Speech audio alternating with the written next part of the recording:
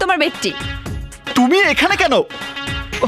কোন সাহসে তুমি আবার এখানে এসেছো? যে প্রেম করে সে ভয় করে না, সে প্রেম ভরা মনের সাহসে। চুপ করো।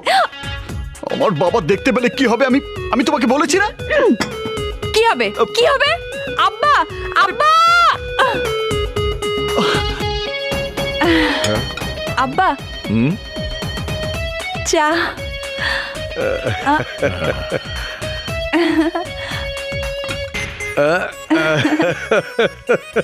আব্বা, চিনি ঠিক আছে? আরে দারুণ হয়েছে ভাইয়া।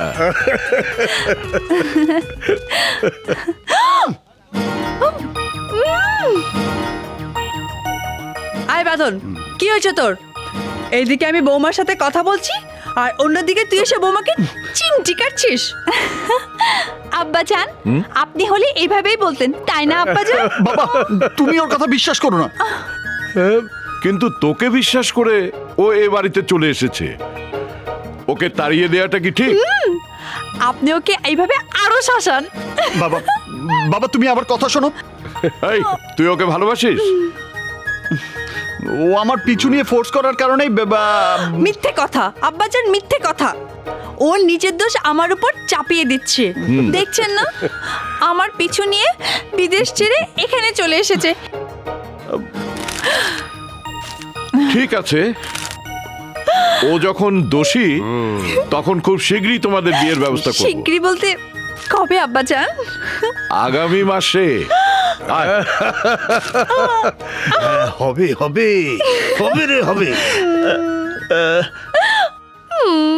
It's too late. তা হোক, কিন্তু তুমি এখানে দাপটের সাথে, বাবা তোমার পক্ষে, এসব কিভাবে সম্ভব হলো? প্রেম, তোমার আমার পবিত্র প্রেমের জোরে খোদা আমার ইচ্ছা পূরণ করেছে। দোলা,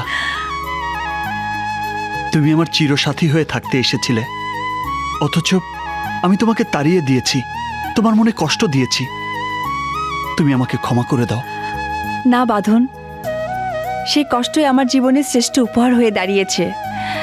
যে ভয়ে তুমি আমাকে দূরে ঠেলে দিতে চেয়েছিলে, সেই ভয়ের জয় হয়েছে।